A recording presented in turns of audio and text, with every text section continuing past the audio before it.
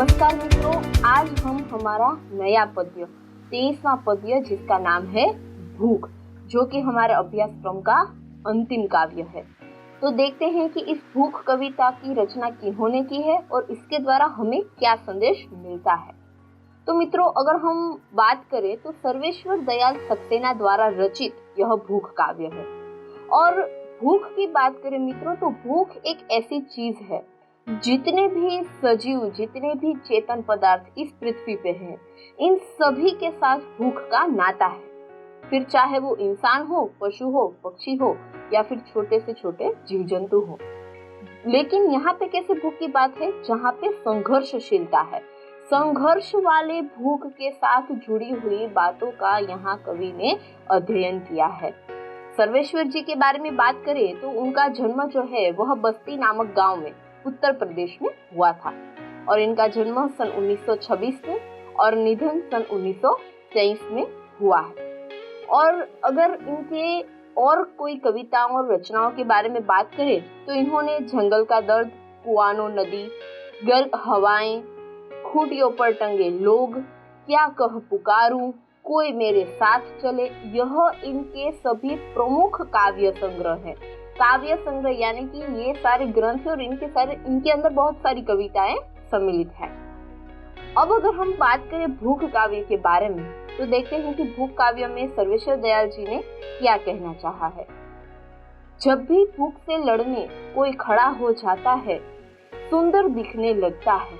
क्या कहते हैं प्रथम पंक्ति में कि जब कोई इंसान हो, चाहे कुछ भी हो, कोई जीव जंतु हो, कोई पशु हो, कोई पक्षी हो, जब वह भूख से लड़ने के लिए खुद खड़ा हो उठता है तब वह बहुत ही सुंदर दिखता है। झपटता बाज फन उठाए सांप। आपने देखा होगा कि जब भी कोई बाज है वह अपने किसी शिकार को पकड़ने के लिए उड़ता है, भागता है, उस पे तराप मारता है, तब आपने देखा होता कि बाज जो है वह कैसे झपटता है अपने शिकार पे। क्यों? क्योंकि उसे भूख लगी है। और वह जो दृश्य है उसे कवि सुंदर कहते हैं, क्योंकि उसके अंदर भूख है, उसे भूख लगी है और वह भूख छिपाने के लिए वह इतनी मेहनत कर रहा है और तब वह इतना सुंदर दिखता है। और उदाहरण के रूप में हमें बताया गया है बाज। जब बाज है वह किसी शिकार पे झपटता है, फन उठाए सांप, यानी कि जब सांप है वह अपने शिकार या फिर कोई भी पदार्थ खाने या पीने के लिए वो अपनी फैन उठा लेता है। फन यानी कि ऐसे खड़ा हो जाता है फन की तरह। यानी कि जब भी शिकार की बात आती है, खाने पीने की बात आती है, भूख की बात आती है, तब चाहे वह बाज हो, चाहे वह सांप हो, बाज है वह झपटता है और सांप है वह फन उठाता है। देखते उसकी बात की पंक्ति में क्या कहा गया है। दो पैरों पर खड़ी, कांटों से नन्ही पत्तियां खाती बकरी। यहाँ पे बकरी की बात की है। बकरी जो है जब उसे भूख लगती है, फिर चाहे वह पेड़ के पत्तों पर पहुंच पाए ना पहुंच पाए, वो अंतिम क्षण तक मेहनत करती है उन पत्तियों तक पहुंचने के लिए, क्योंकि उसे भूख लगी है। मेहनत करना चाहती है कि भाई मुझे तो भूख लगी, मुझे वो पत्तियां खानी है। फिर चाहे वो कितनी भी ऊंची हो, वो पूरा प्रयत्न करेगी, एड़ी से लेकर सिर तक का जोर लगा देगी, अपने दोनों पांवों पर खड़ी हो जाएगी, फिर चाहे वो कितनी भी नन्ही हो। लेकिन अगर उसे भूख लगी है तो वह है अपने दोनों पैरों पर खड़ी होकर खड़ी खड़ी वह डाल की पत्तियों को खाएगी। फिर चाहे उसमें कांटे ही क्यों ना हो, उसे भूख लगी है, वहां कांटों के अलावा और कोई वनस्पति नहीं होगी, फिर भी कांटे उसे लगेंगे, फिर भी वह पत्तियां खाएगी क्योंकि उसे भूख लगी है। तो इस प्रकार पहले पक्षी की बात की, फिर सांप की बात कर रहे बकरी की। फिर चाहे सांप हो, बाज हो या बकरी हो, कितना भी भयावह प्राणी हो या कितना भी छोटा प्राणी हो, जब उसे भूख लगती है तो वो किसी भी प्रकार की मेहनत करने के लिए तैयार हो जाते हैं, किसी भी मुश्किल से संघर्ष से लड़ने के लिए तैयार हो जाते हैं। फिर कहते हैं कि दबे पांव झाड़ियों में चलता चीता।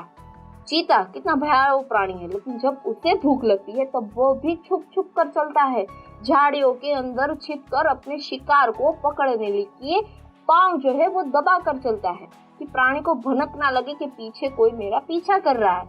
तो वो भी दबे पांव चलता है, झाड़ियों में छिप छिप कर चलता है ताकि अपने शिकार का वह खुराक ले सके। डाल पर उल्टा लटक कर फल कुतरता तोता। फिर चाहे वह तोता हो, जब तोते को भी भूख लगती है, वह पेड़ पर उसे गिर जाने का डर नहीं रहता है, क्योंकि उसे फल खाने हैं। उल्टा लटक कर वो फल खा लेगा, भले ही उसे पता है कि अगर मैं गिर जाऊंगा तो वह बात की उसे चिंता नहीं है, क्योंकि उसे भूख लगी है। तो तोते को भी संघर्ष करना पड़ता है, छोटे से छोटे पक्षी को भी संघर्ष करना पड़ता है, बड़े से बड़े भयावह प्राणी को भी संघर्ष करना पड़ता है जब उन्हें भूख लगती है। या इन सब की जगह आदमी होता तो। अब इन सभी उदाहरण में हम देखते हैं कि कहीं ना कहीं पशु, कहीं ना कहीं पक्षी, प्राणी, सांप, इन सभी की बात की है। लेकिन अब कहते हैं कि अगर इन सब की जगह कोई आदमी होता तो देखते हैं इसके बाद की पंक्ति में हमें क्या कहते हैं। जब भी भूख से लड़ने कोई खड़ा हो जाता है, सुंदर दिखने लगता है। फिर वही पंक्ति पहली वाली कि जब भी भूख से कोई लड़ता है, उसे भूख लगी होती है, वह संघर्ष करता है, और जब वह भूख के लिए, भीख मांगने के लिए भी खड़ा हो जाता है, तब वह सुंदर दिखने लगता है। और अगर आदमी होता तो हम पे बोझ छोड़ दिया है कवि ने। आदमी होता तो क्या करता? क्या वह बकरी की तरह मेहनत करता दोनों पांव पे लटक के? क्या तोता की तरह मेहनत करता, पेड़ पर उल्टा लटक जाता और फल खाता? या फिर कोई सांप या चीता की तरह मेहनत करता? नहीं। बहुत ही कम इंसान हैं जो भूख को मिटाने के लिए तनतोड़ मेहनत करते हैं। बहुत ही ज्यादा इंसान ऐसे हैं जो अपनी भूख को मिटाने के लिए गलत रास्तों का उपयोग करते हैं। तो यहाँ पे कवि ने बोझ जो है वह हम पर छोड़ दिया है। हमें तय करना है कि बोझ क्या है। अगर इन सभी की जगह, बाज की जगह, सांप की जगह, बकरी की जगह, चीते की जगह, तोता की जगह अगर कोई आदमी होता तो वह क्या करता? अपनी भूख मिटाने के लिए चोरी करता, लूटफाट करता, डकैती करता, या फिर अपहरण जैसे गंभीर काम भी करता। तो आदमी और पशु पक्षी, उन दोनों में इतना फर्क है। दोनों की जो चीज है वो एक जैसी है, दोनों को भूख लगी है, लेकिन एक है वह संघर्ष करता है और एक है वह छोटे और खराब कदमों का उपयोग करके अपनी भूख मिटाने की कोशिश करता है।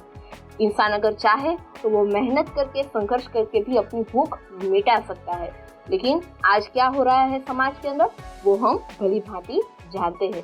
तो इस प्रकार प्रस्तुत काव्यों में भूख के बारे में कि एक पशु और पक्षी का क्या अभिप्राय होता है और एक आदमी होता है वो क्या करता है, इस बारे में हमें प्रस्तुत काव्य में बताया गया है।